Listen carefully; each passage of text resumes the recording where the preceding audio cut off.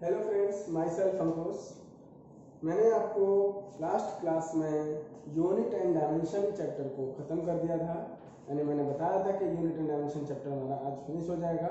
हाँ, उसके कुछ न्यूमेरिकल्स होंगे, वो मैं नेक्स्ट क्लास में बताऊंगा।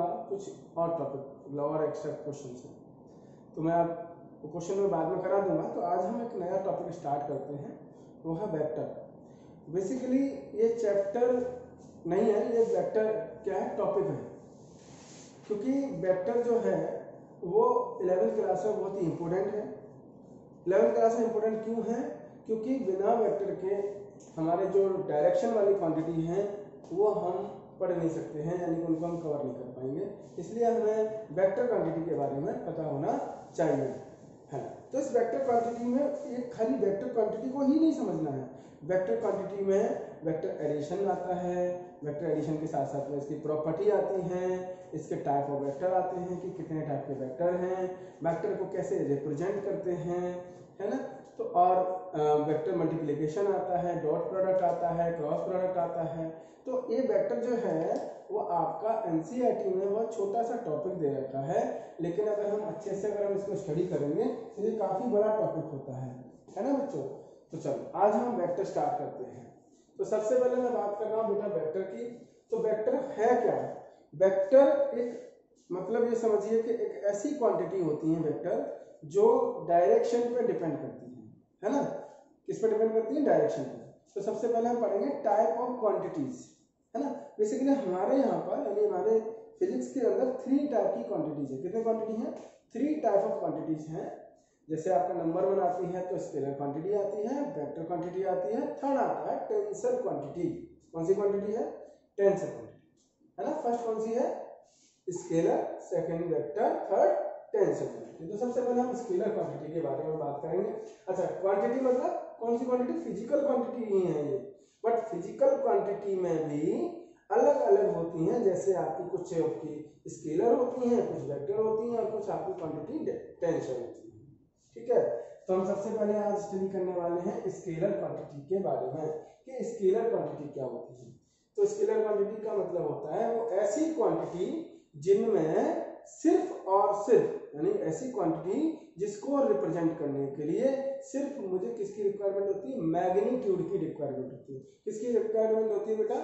मैग्नीट्यूड की। अच्छा, मैग्नीट्यूड मैंने आपको यूनिट एंड डायमेंशन के फर्स्ट चैप्टर फर्स्ट क्लास में ही समझा दिया था कि मैग्नीट्यूड क्या है ना। तो मैग्नीट्यूड की रिक्वायरमेंट होती है, उसमें डायरेक्शन की रिक्वायरमेंट नहीं होती है। तो ऐसी क्वांटिटी को हम बोलते हैं, यानी ऐसी फिजिकल क्वांटिटी को हम क्या बोलते हैं?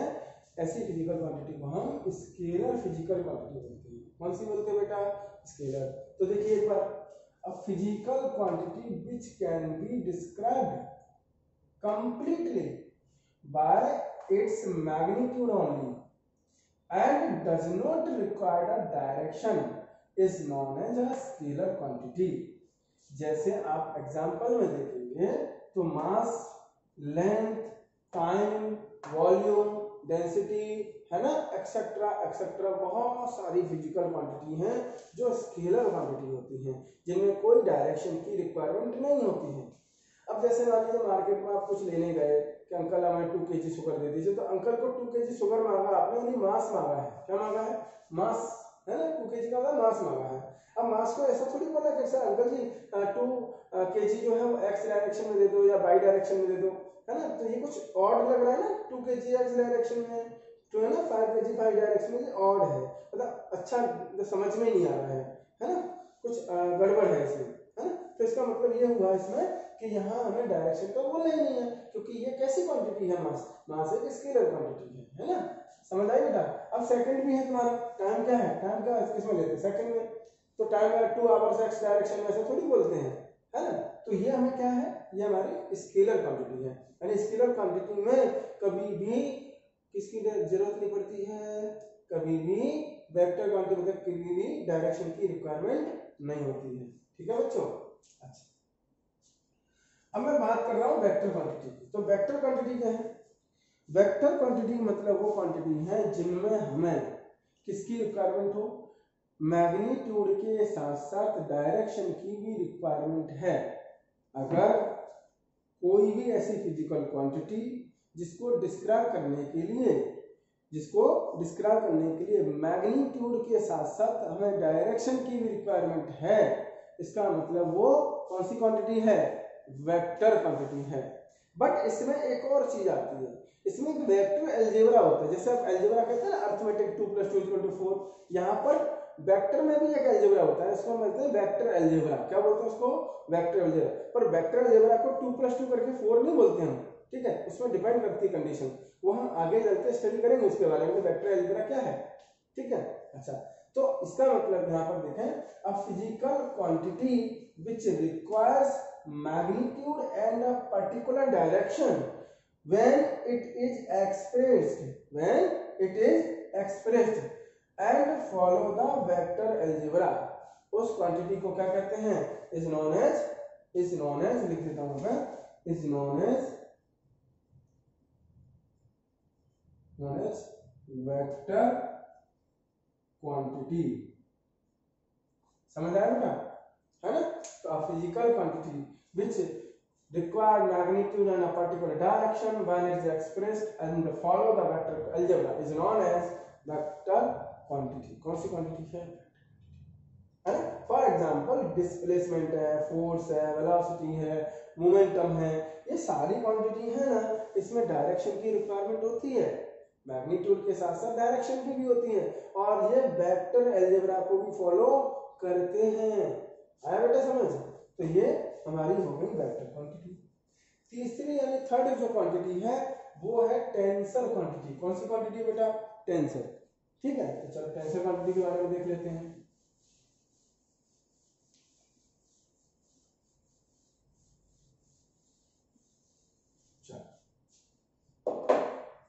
यहाँ पर टेंसर क्वांटिटी, टेंसर क्वांटिटी का डेफिनेशन नहीं समझाना, डायरेक्ट पॉइंट पे आता हूँ कि टेंसर क्वांटिटी क्या है। टेंसर क्वांटिटी का मतलब हुआ कि ऐसी क्वांटिटी जिसमें मैग्नीट्यूड भी हो, यानी जिसको डिस्क्राइब करने के लिए मैग्नीट्यूड की भी रिक्वायरमेंट है और डायरेक्शन की रिक्वायरमेंट है, बट वो वेक्टर अलजेब्रा को फॉलो नहीं करती है। A physical quantity which required magnitude and direction but does not follow the vector algebra, that type of quantity is called tensor quantity। अब तुम बोलोगे सर ऐसी कौन सी क्वांटिटी होती है, जैसे करंट है, तो करंट जैसे आप मान लो फॉर एग्जांपल में दे देता हूं मैं, फॉर एग्जांपल करंट। अब करंट में क्या है, ध्यान से समझना। करंट जैसे मान लो ये हमारी I1 करंट है, ये हमारा I2 करंट है, और यहां जो करंट जाएगा बेटा वो क्या होगा, I = I1 + I2। हाँ है ना, डायरेक्शन भी है, मैग्नीट्यूड भी है, दोनों डायरेक्टली किसकी तरह ऐड हो रहे हैं, अर्थमेटिकली ऐड हो रहे हैं, ठीक है। मतलब करंट को रिप्रेजेंट करने के लिए हमारे पास क्या है, मैग्नीट्यूड भी है, डायरेक्शन भी है, बट वेक्टर अलजेब्रा को फॉलो नहीं कर रहा। किसको फॉलो कर रहा है, अर्थमेटिक अलजेब्रा को फॉलो कर रहा है। इसलिए ये कौन सी क्वांटिटी है बेटा, टेंसर क्वांटिटी है। कौन सी क्वांटिटी है, टेंसर, ठीक है बच्चों। तो सबसे पहले हमने फिजिकल क्वांटिटी के बारे में समझा। तो इसमें 3 टाइप की फिजिकल क्वांटिटी हैं, जैसे आपका नंबर 1 मैंने बताया स्केलर क्वांटिटी, दूसरा सेकंड आपको बताया मैंने वेक्टर क्वांटिटी, थर्ड आपको समझा दिया टेंसर क्वांटिटी। टेंसर क्वांटिटी में एग्जांपल आता है, करंट आता है, प्रेशर आता है, एक्सेट्रा, ठीक है। चलो अब हम स्टार्ट करते हैं वेक्टर रिप्रेजेंटेशन का। Vector representation,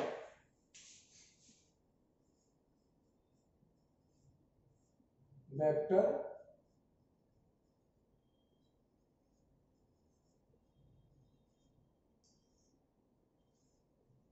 representation. अब इसमें जो वेक्टर रिप्रेजेंटेशन है वो 2 टाइप से है। Number 1 symbolic representation, symbolic representation.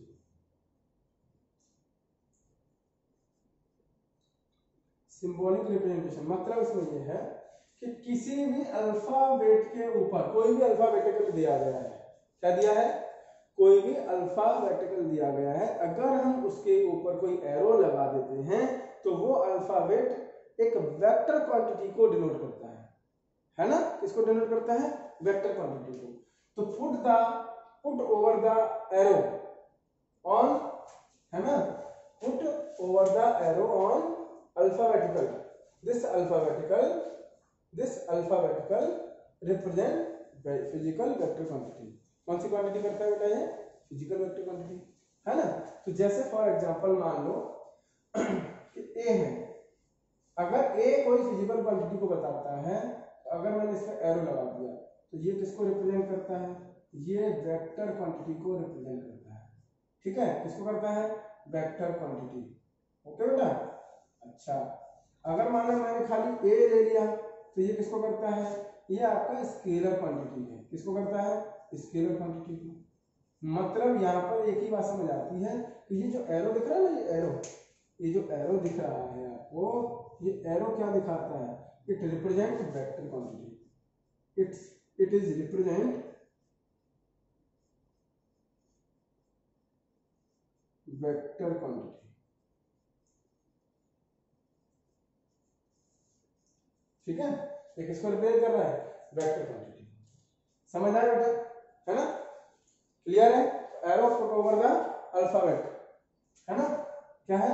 Arrow put over the alphabetical, it represent vector quantity, ठीक है। अच्छा, दूसरा है graphical representation. Graphical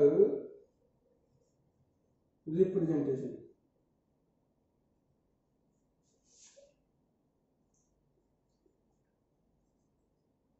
graphical representation, graphical representation का मतलब क्या है? ग्राफिकल रिप्रेजेंटेशन का मतलब है इसमें एरो से डिनोट करते हैं, एरो से। जिसे मान लो ये एरो बना दिया मैंने, तो यहाँ पर ये एरो जो है वो आपका वेक्टर का इनिशियल पॉइंट है। क्या है? इनिशियल पॉइंट, है ना। और इसको हेड भी बोलते हैं, ठीक है। ये जो है इसको टेल बोलते हैं, टेल भी बोलते हैं, और फाइनल पॉइंट बोलते हैं। क्या बोलते हैं? फाइनल पॉइंट बोलेंगे, ठीक है। ये तो ये है एक वेक्टर क्वांटिटी, यानी कि अगर मान लो इसको, ये क्या है? ग्राफिकल रिप्रेजेंटेशन है, ये वेक्टर क्वांटिटी है, यानी ये एक वेक्टर क्वांटिटी है जिसको मैंने ग्राफ से यानी ग्राफिकली रिप्रेजेंट किया है। तो ग्राफिकली कैसे रिप्रेजेंट किया है? एरो से डिनोट करते हैं। किससे करते हैं? एरो से रिप्रेजेंट करते हैं। अब एरो में एक टेल होती है और एक हेड होता है। तो हेड का मतलब होता है इनिशियल पॉइंट और टेल का मतलब होता है फाइनल पॉइंट। क्या? Final point. अच्छा, यहाँ पर ये बात समझ आ गई बच्चों, क्लियर है बेटा, इसमें कोई दिक्कत नहीं है। अच्छा, अब यहाँ पर जैसे मैं बात करूं आपकी, तो इसकी जो लेंथ होती है ना, लेंथ ऑफ एरो, है ना, इसकी जो लेंथ है ये एल है ना, और ये एक वेक्टर है, तो ये लेंथ है। तो यहाँ पर हम बोल सकते हैं, है ना, ये इसका हेड हो जाएगा और ये आपका टेल हो जाएगा, ठीक है। यहाँ पर हम बोलेंगे length of arrow is directly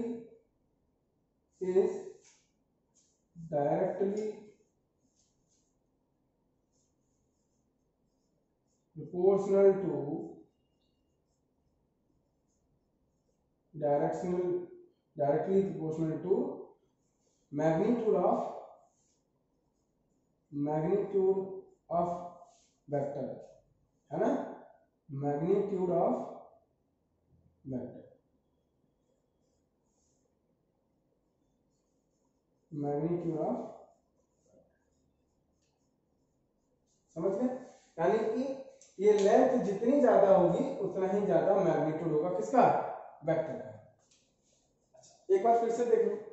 तो सबसे पहले मैंने बात की थी वेक्टर रिप्रेजेंटेशन की। तो वेक्टर सिंबॉलिक रिप्रेजेंटेशन आता है बेटा। सिंबॉलिक रिप्रेजेंटेशन का मतलब है कि कोई भी अल्फाबेट अगर उस पर मैंने एरो लगा दिया है तो इसका मतलब वो एक फिजिकल क्वांटिटी को रिप्रेजेंट करता है। अगर मैं नहीं लगाऊंगा एरो तो वो मुझे स्केलर क्वांटिटी के बारे में बताएगा। समझ आया? दूसरा, ग्राफिकल रिप्रेजेंटेशन क्या है? तो जैसे ग्राफिकली कैसे उसे रिप्रेजेंट करेंगे? मान लो कि हमें फिजिकल वेक्टर क्वांटिटी दी है और उसको हमें ग्राफिकली रिप्रेजेंट करना है। तो ग्राफिकली कैसे करेंगे बेटा? तो ग्राफिकली करेंगे एरो से। किससे करेंगे? एरो से। तो एरो बना दिया। एरो का जो पॉइंट है इनिशियल है, इसको कहते हैं इनिशियल पॉइंट और हेड बोलते हैं, है ना। इसको फाइनल पॉइंट बोलते हैं, इसको टेल बोलते हैं, ठीक है। अब इसका मतलब ये होगा कि जितना बड़ा एरो होगा उतना ही ज्यादा magnitude of the vector quantity होगा। यानी जो वेक्टर क्वांटिटी दी है उसका जो मैग्नीट्यूड है वो एरो पर डिपेंड करता है। जितना ज्यादा एरो यानी जितना बड़ा एरो होगा उतना ही बड़ा क्या होगा? समझ आ गया बात? उतना बड़ा क्या होगा? Magnitude of the vector quantity, है ना। तो length of arrow is directly proportional to magnitude of vector quantity, ठीक है। समझ आ गया? कोई दिक्कत नहीं होगी, ठीक है बच्चों। तो ये हमारा है। अब जैसे फॉर एग्जांपल जैसे मान लो ए वेक्टर है, तो ए वेक्टर को मैंने दिखाया ऐसे, है ना। ऐसे मैंने एक वेक्टर और ले लिया, ये मैंने बी दिखा दिया। तो यहाँ पर ए वेक्टर जो है मैग्नीट्यूड को, ए वेक्टर जो है वो छोटा है और बी वेक्टर बड़ा है। अच्छा, एक और ध्यान रखना कि अगर मैंने यहाँ पर मॉड ऑफ ए वेक्टर लगा दिया तो ये मुझे क्या देगा? Only magnitude. क्या बताएगा? किसके बारे में बताएगा? ओनली मैग्नीट्यूड के बारे में, ठीक है। ये क्या होता है? मॉड बोलते हैं इसको, इसको कहते हैं मॉड। क्या बोलते हैं इसको? मॉड बोलते हैं। जब भी मैंने ऐसा लिखा है इसका मतलब है कि ये सिर्फ किसके बारे में बताएगा? मैग्नीट्यूड ओनली, ठीक है। किसके बारे में बताएगा? Magnitude only. अगर खाली ए लिखा है तो ये भी किसके बारे में बताएगा? मैग्नीट्यूड ओनली, ठीक है। कोई भी फिजिकल वेक्टर क्वांटिटी है अगर वेक्टर लगा है तो वो वेक्टर क्वांटिटी और मैग्नीट्यूड दोनों बताएगा। अगर नहीं लगा है, खाली ऐसा दिया है तो मैग्नीट्यूड बताएगा, ऐसा दिया है तो मैग्नीट्यूड बताएगा। तो यहाँ पर डायरेक्शन तो दोनों की सेम है लेकिन दोनों का मैग्नीट्यूड अलग है। ग्राफिकली पता चल रहा होगा तुमको, देखो पता चल रहा है बेटा। इसका देखो ये ग्राफिकली लेंथ क्या है? इसकी ज्यादा है, इसकी लेंथ ज्यादा है और ए की लेंथ कम है। तो ग्राफिकली ये हमें बड़ा दिख रहा है, ये छोटा दिख रहा है। इसका मतलब ये हुआ कि इस बी वेक्टर का मैग्नीट्यूड ज्यादा है, ए वेक्टर का मैग्नीट्यूड कम है, ठीक है बेटा। तो यहाँ पर हम सिंपल सा लिख सकते हैं बी वेक्टर ग्रेटर देन ए वेक्टर। क्लियर? कोई दिक्कत नहीं है। तो इस लेक्चर में हम यही तक करते हैं। इसके बारे में इसके बाद में जो अगले लेक्चर में बताऊंगा, हाँ बताऊंगा आपको टाइप ऑफ वेक्टर। क्या बताऊंगा? टाइप ऑफ वेक्टर के बारे में। फिर हम बात करेंगे प्रॉपर्टी ऑफ वेक्टर के बारे में नेक्स्ट लेक्चर में, ठीक है। तो 1 बाय 1 चलेंगे, है ना। आज हमने ये बात समझ लिया, नेक्स्ट में हम समझेंगे क्या? Type of vector. उसके अगले लेक्चर में हम प्रॉपर्टीज ऑफ वेक्टर, ठीक है। फिर उसके बाद हम पढ़ेंगे वेक्टर अलजेब्रा यानी एडिशन ऑफ वेक्टर। ये हमारा 4th लेक्चर में आएगा। क्लियर बच्चों? ओके, बाय बाय आज के लिए।